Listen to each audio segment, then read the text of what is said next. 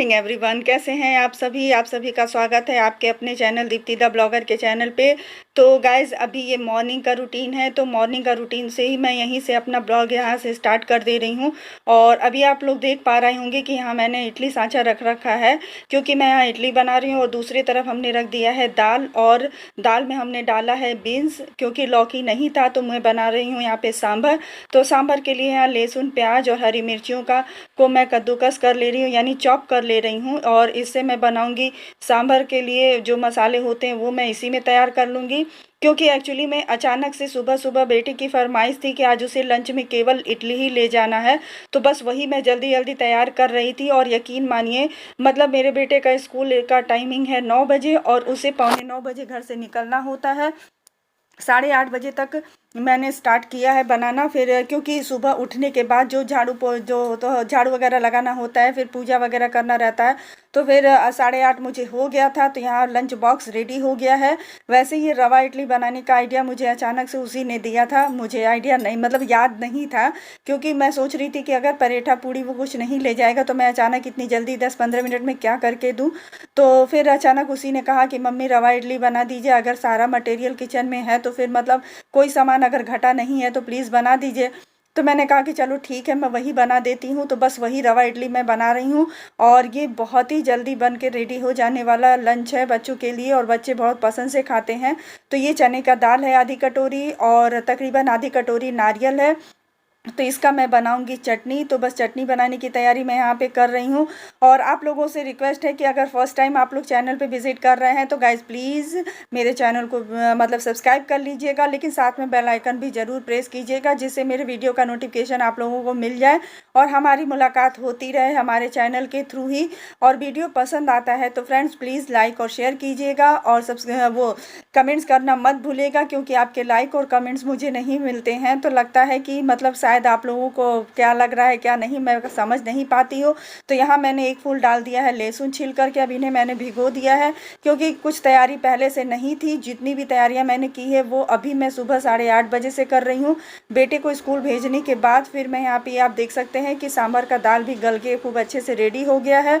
और कोई तैयारी ऐसी नहीं थी कि मतलब मुझे सांभर या इडली या चटनी ऐसा कुछ बनाना है, इसलिए मैंने पहले से कुछ भी तैयार नहीं किया था। मैं रोज़ की तरह ही नाश्ता बनाने वाली थी, लेकिन फिर मैंने सोचा कि अगर बेटा नहीं खाएगा या लंच वापस ले आएगा तो सारा दिन फिर वो भूखा रह जाएगा। और सुबह 9 बजे से 3:30 बजे तक का स्कूल है, घर आते आते उसे 4 बज जाता है। तो यहाँ तेल कढ़ाई में हमने डाल दिया है, रिफाइंड ऑयल हमने डाला है, और यहाँ पे हम डाल रहे हैं 2 चुटकी हींग और 2 पीस लाल मिर्ची हमने डाली है। तो इनको अच्छे से चटकने दूंगी। तो फिर इसमें हम डाल देंगे 1 छोटा चम्मच जीरा और 1 बड़ा चम्मच राई। राई यहाँ पे हम अधिक लेंगे, क्योंकि सांभर और चटनी में, साउथ इंडियन डिश में जब तक नारियल और राई या करी पत्ता मतलब अधिक अच्छे न पड़े तो फिर उसका टेस्ट उतना बढ़िया से नहीं आता है। तो करी पत्ता भी अभी गमले में मतलब ठंडी के बाद सारे मतलब जैसे नए नए सब खिल रहे हैं, तो काफ़ी सॉफ्ट सॉफ्ट और काफ़ी मीठे मीठे टेस्ट वाले करी पत्ता है। तो करी पत्ता भी मैंने थोड़ा सा अधिक ही लिया है क्वांटिटी में। तो यहाँ तड़का चटक के उड़ रहा था, मतलब राई जब अभी तेल में डालो तो उड़ता है, तो इस वजह से मैंने यहाँ लीड लगा लिया था, वरना लीड लगाने की ज़रूरत नहीं है यहाँ पर। तो यहाँ पे जब चटक गया था तो फिर उसके बाद अब यहाँ पे हम ऐड कर देंगे हल्दी और वो क्या कहते हैं कश्मीरी लाल मिर्च हम यहाँ पे डाल देंगे, जिससे कि सांभर का कलर भी खूब अच्छा से आना चाहिए। एक्चुअली में मुझे सांभर थोड़ा पतला ही बनाना है, हमारे वहाँ किसी को गाढ़ा सांभर नहीं पसंद है, मतलब उसका थिकनेस बहुत पतला होना चाहिए, क्योंकि जब गाढ़ा रहता है तो फिर किसी को पसंद नहीं आता है। और सच पूछे तो चटनी मैं बनाती हूँ थोड़ा गाढ़ा ही, तो इस वजह से सांभर मैं थोड़ा पतला ही बनाती हूँ। तो यहाँ हमने डाल दिया है प्याज। तो प्याज भी अच्छे से मैं भून लूँगी, बहुत अच्छे से मुझसे नहीं भूनना है, सिर्फ हल्का ही भूनना है कि जिससे प्याज एकदम से सॉफ्ट भी हो जाए। तो यहीं पे हम ऐड कर देंगे बारीक चॉप किया हुआ 3 से 4 टमाटर है।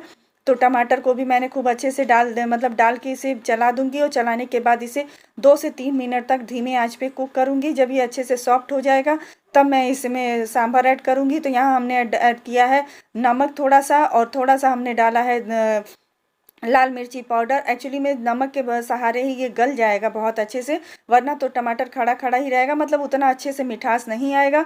तो जब तक मसाले बन के रेडी हो रहे हैं तब तक मैं यहाँ गाजर कस ले रही हूँ। और गाजर मैं इसलिए कस रही हूँ क्योंकि मुझे इडली में इसे ऐड करना है। और एक्चुअली में बच्चे कोई भी गाजर जल्दी खाना नहीं चाहते हैं, तो मैंने सोचा कि अगर सिंपल सा इडली बनाती हूँ तो उससे अच्छा है कि मैं थोड़ा सा कोई भी वेजिटेबल इसमें ऐड कर दूँ, तो जिससे उसका भी बेनिफिट मिल जाएगा। कहते हैं स्वाद और सेहत दोनों एक साथ हो जाएगा। तो बस वही मैंने किया है। अगर आप चाहें तो यहाँ पे कोई भी चीज़ मत डालें, इसे अवॉइड कर सकते हैं, ये ऑप्शनल है। तो ये डालने के बाद बहुत अच्छा लग रहा था। और यहाँ हमने डाला है 1 छोटा चम्मच, मतलब 2 चुटकी के बराबर हमने घर का गरम मसाला लिया है। और 1 छोटा चम्मच हमने डाला है सांभर मसाला। तो ये मसाला खूब अच्छे से भुन करके तैयार हो गया है। तो यहीं पे हम जो दाल हमने कुक करके रखा था तो उसे भी यहाँ भी डाल के अच्छे से चला देंगे। और 5 से 6 मिनट तक धीमी आंच पे हम इसको कुक होने देंगे, कि जिससे मसाला दाल के अंदर खूब अच्छे से भीन जाए, खूब बढ़िया से खौल जाए। अरे और फिर उसके बाद एक झटके के लिए मैं थोड़ा सा मतलब तेज करूंगी आंच, और तेज उबाल आने के बाद हम इसे निकाल लेंगे। और लास्ट में हम यहाँ डाल देंगे कि गार्निश करने के लिए हरा धनिया का पत्ती। तो बस यहीं पे हम लीड लगा के रख देंगे, छोड़ देंगे। तो आप ये देखिएगा इडली के लिए तैयारी हमने कर ली है। करी पत्ता है, हरा धनिया और गाजर है। तो ये सारी सब्जियां मतलब ताज़ी ताज़ी आई थी, तो इसलिए देखने में भी थोड़ा अच्छा लग रहा था और खाने में भी बहुत अच्छा लग रहा था। तो इन सारी चीज़ों को मैं ऐड करूँगी रवा के बैटर में हम तुरंत इसको मिलाएंगे और तुरंत इसे हम बनाएंगे, क्योंकि रवा बहुत अधिक देर तक भिगो के छोड़ना नहीं रहता है। और ये बारीक है रवा हमारा, तो इसलिए ज़्यादा इसको भिगोने की ज़रूरत नहीं पड़ रही है। बस इसको तुरंत घोलिए और तुरंत बनाइए। इंस्टेंट रवा इडली है ये। और इसमें हम थोड़ा सा ऐड करेंगे नमक। नमक हम इसलिए ऐड करेंगे कि जिससे कि इसका मिठास थोड़ा सा बना रहे। अगर बच्चे सूखा भी खाना चाहें तो भी खा सकते हैं। अगर कोई सांभर या चटनी नहीं खाना चाह रहा है तो भी ये खा सकता है। तो इन सारी चीज़ों को खाने या डालने के बाद मतलब कि ये इतना टेस्टी और इतना यमी बना था कि मैं बता नहीं सकती है। तो इन सारी चीज़ों को इसमें ऐड करके फिर हम इसमें ऐड कर देंगे दही। दही भी हम इसमें लेंगे आपका 1 कटोरी दही ऐड करने के बाद हम इसमें इसको में पानी डाल करके धीरे धीरे इसको मिलाते जाएंगे। और जब हम पानी भी थोड़ा थोड़ा क्वांटिटी में ही इसमें डाल के ऐड करेंगे, जिससे कि बैटर हमारा गीला ना होने पाए। वरना बैटर अधिक गीला या अधिक टाइट हो जाता है तो फिर थोड़ा दिक्कत हो जाता है बनने में। फिर वो आपका इडली थोड़ा सा ठोस बन जाएगा, मतलब फ्लफी नहीं बनेगा। तो इस वजह से ज़रूरी है कि मतलब इसमें हम थोड़ा थोड़ा ही पानी ऐड करें। तो एक्चुअली में रवा थोड़ा सा जब फूलता है तो वो पानी थोड़ा सोखता है, तो पानी का अंदाज ले पाना थोड़ा मुश्किल हो जाता है। तो इसलिए थोड़ा थोड़ा पानी ऐड करने पे फ़ायदा ये रहता है कि जितना हमें नीड्स होता है उतना ही हम इसमें पानी ऐड करते हैं। तो ये आप देख सकते हैं कि खूब अच्छे से बैटर बिन के तैयार हो गया है। तो चलिए अब लास्ट में हम इसमें डाल देंगे इनो। और दूसरी तरफ मैं मतलब फ्लेम भी ऑन कर दूंगी, यानी गैस भी चालू कर दूंगी, जिससे कि पानी जब तक गर्म होता रहेगा और इडली मेरा तुरंत डालने के लिए तैयार हो जाएगा, मतलब सांचे में रखने के लिए तैयार हो जाएगा। इनो डालने के बाद 2 ट्रिप हम इसमें पानी डाल देंगे, कि जिससे कि इनो खूब अच्छे से फूल जाए। तो ये आप लोग देख सकते होंगे इनो डालने के बाद ही कितनी जल्दी से, कितनी आसानी से, कितना फ्लफी हो गया, कितना हल्का दिख रहा होगा आप लोगों को। रवा इडली इसलिए थोड़ा ईजी पड़ता है क्योंकि इसमें फिर खमीर उठाने या पीसने की ज़रूरत नहीं पड़ रही है। और इस तरीके से अगर ऑन डिमांड बच्चों की डिमांड पे बनाना हो तो मैं तो समझती हूँ कि ये बहुत ही बेटर लंच है, मतलब है लंच का आइटम है। तो यहाँ सारे जो प्लेट्स हैं इडली के सांचे वाले, तो उसमें मैं ऑयल से ग्रीस कर लूँगी। सॉरी, इसमें यहाँ मैंने ऑयल नहीं लिया है, हमने देसी घी लिया है। तो देसी घी लगा करके इस तरीके से ग्रीस कर लूँगी। फिर हम इन सारों को भरने के बाद हम इसको भगोने को रख देंगे साइड में। और एक एक करके हम सांचे में ये इडली का प्लेट लगाते जाएंगे। और इसको बनने में 2 से 3 मिनट ही लगता है। 2 से 3 मिनट से अधिक अगर हम इसको छोड़ देंगे तो फिर ये क्या कहते हैं ना कि काफ़ी मतलब पानी पानी जैसा हो जाता है, तो ये अच्छा नहीं लगता है। तो बस चुटकियों में बन के ये बिल्कुल रेडी हो गया है। ये आप लोग देख सकते होंगे कि रवा इडली बन के तैयार है। तो सांभर भी हमारा बन के तैयार हो गया है। तो मैं स्टेप बाय स्टेप आप लोगों को सारा प्रोसेस नहीं दिखा रही हूँ, क्योंकि बिना किसी तैयारी के मुझे बनाना पड़ा है, तो इसलिए मुझे थोड़ा इंतजार करना। ये आप देखिएगा कितनी आसानी से इडली निकल जा रहा है। तो जब तक इडली हो रहा है, और अभी चटनी का जो दाल था वो दाल अभी फूला नहीं है, तो मैंने कहा कि ले आओ, मैं थोड़ा सा डस्टिंग वगैरह भी कर लेती हूँ। तो बस यहाँ पे थोड़ा सा डस्टिंग करने के लिए मैं आ गई थी, क्योंकि बच्चे जब सो के उठे तो फिर बेड बिल्कुल बिखरा बिखरा था। तो जब बेड बिखरा रहता है ना तो फिर लगता है कि घर का पूरा काम पड़ा ही है, इसलिए ज़रूरी हो जाता है कि किचन क्लीनिंग और बेड की क्लीनिंग तो तत्काल ही होना, तभी लगता है कि हाँ काम का थोड़ा प्रेशर लोड कम हुआ है। तो यहाँ ये बेड मैंने ठीक कर दिया है और उस रूम का भी बेड मैंने लगा दिया है, बहुत अच्छे से मैनेज कर दिया है। तो फिर चलिए चलती हूँ किचन में। और यहाँ पे कुछ सामान बिखरे पड़े थे तो फिर उनको भी मतलब सारा मैं एक-एक करके अपनी-अपनी जगह पे रख दे रही हूँ, क्योंकि ये लोग रहते हैं तो फिर कोई भी सामान अपनी जगह पे नहीं होता है। और जब सामान अपनी जगह पे नहीं होता है तो सुबह, दोपहर, शाम फिर यही शोर होता है कि ये नहीं मिल रहा है, वो नहीं मिल रहा है। चीज़ों को फिर बिखरा-बिखरा रखना भी घर मतलब काफ़ी गंदा लगता है। तो यहाँ लड्डू गोपाल के लिए मैं दूध निकाल रही हूँ और दूध का जो मलाई वगैरह है वो सारा भी मैं साइड कर ले रही हूँ, मतलब निकाल के कटोरे में निकाल ले रही हूँ। उससे होगा ये ना कि घी मतलब घी निकालने के लिए मलाई हमारा एक जगह रहेगा। अगर मतलब दूध में ही रहता है मलाई तो उससे कोई नुकसान नहीं होता है, लेकिन जब हम लोग दूध गरमाते हैं तो उस टाइम पे याद नहीं रहता है कभी-कभी, और मलाई भी उसमें उसी तरीके से गर्म करो तो फिर मिल जाता है, तो फिर वो नुकसान ही होता है। और बच्चे जब पीते हैं फिर तो वो उन्हें छान के ही पीना होता है, तो मलाई एक तरह से नुकसान ही जाता है। तो मैं यहाँ निकाल दे रही हूँ।